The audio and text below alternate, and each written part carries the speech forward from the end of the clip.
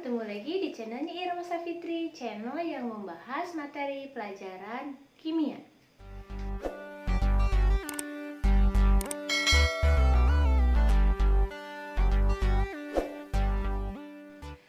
Pada kesempatan kali ini kita akan membahas materi mengenai lambang unsur.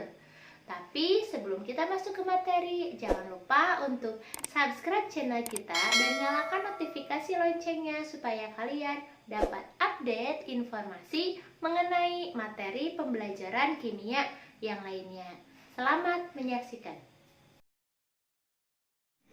Oke, kita akan masuk ke materi lambang unsur. Ini merupakan materi untuk kelas 10. Di mana pengertian untuk unsur adalah zat kimia yang tidak dapat dibagi lagi menjadi zat yang lebih kecil atau tidak dapat diubah menjadi zat kimia lain menggunakan metode kimia biasa. Contohnya ada seperti besi, aluminium, emas, perak, ataupun yang lainnya. Oke, untuk unsur-unsur yang ada di permukaan bumi itu dikelompokkan menjadi 3 kelompok besar. Yang pertama ada unsur logam. Unsur logam adalah unsur yang dapat menghantarkan listrik atau panas. Dalam hal ini dia disebut sebagai konduktor.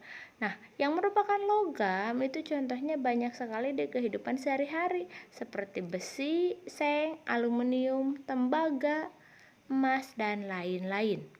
Sedangkan unsur non-logam adalah unsur yang tidak dapat menghantarkan listrik atau panas.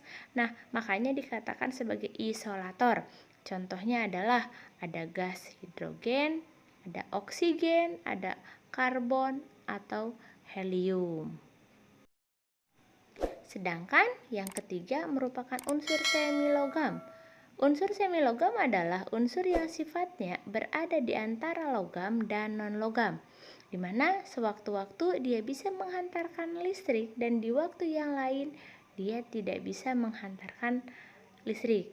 Nah, ini merupakan sifat yang sangat unik ya untuk unsur semilogam ini. Nah, contohnya apa? Contohnya ada germanium atau silikon,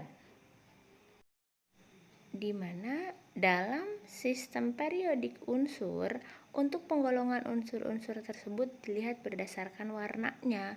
Untuk yang ungu itu merupakan unsur logam, untuk yang hijau itu merupakan unsur metaloid ya, atau unsur antara logam dan non-logam, dan yang kuning itu adalah non-logam. Sedangkan yang biru muda yang berada di tengah-tengah itu merupakan unsur transisi atau unsur golongan B. Sedangkan yang di bawahnya itu ada unsur transisi dalam.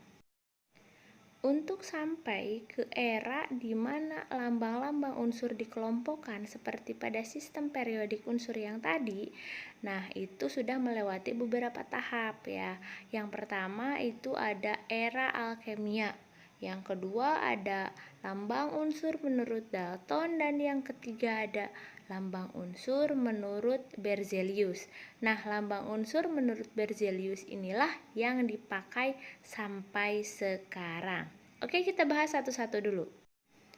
Yang pertama, ini merupakan era alkemia. Era alkemia ini merupakan penggunaan lambang untuk menyatakan unsur tertentu pada tahun 2 sampai dengan 7 Masehi. Artinya ini merupakan metode penulisan unsur yang paling tua yang ada di muka bumi.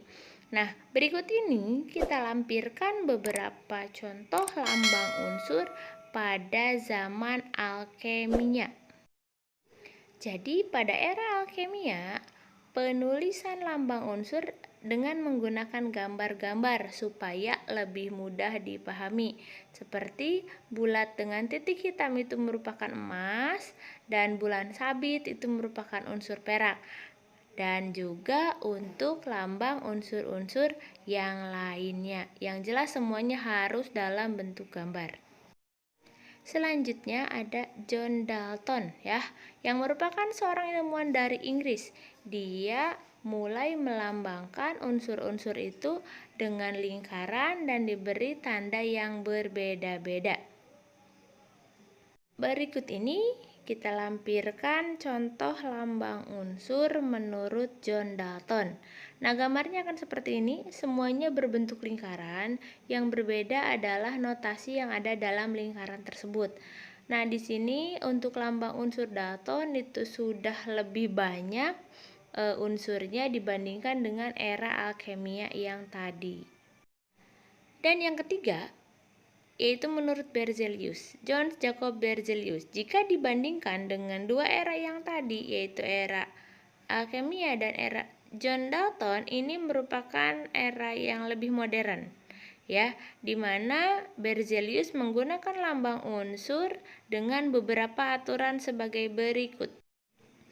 Yang pertama, setiap unsur ditandai dengan satu atau dua huruf yang diambil dari nama Latin unsur tersebut. Ingat ya, yang diambil adalah dari nama Latin unsur tersebut, bukan dari nama bahasa Indonesianya.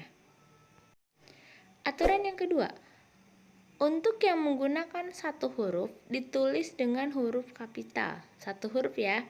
Contoh karbon diambil dari nama Latinnya karbon, diawali dengan huruf C bukan huruf K, maka dituliskan lambang unsurnya adalah huruf C besar.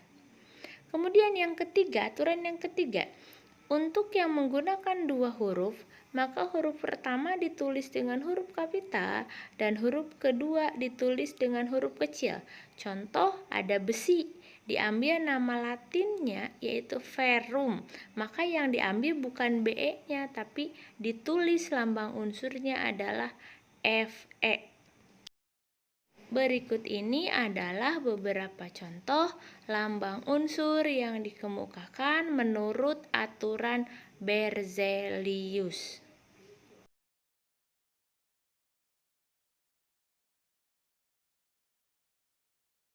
Oke adik-adik, itu tadi materi mengenai lambang unsur. Ya, terima kasih sudah menyaksikan video kita kali ini. Dukung terus channel kita, subscribe dan nyalakan notifikasi loncengnya supaya kalian dapat update informasi mengenai materi pembelajaran kimia yang lainnya.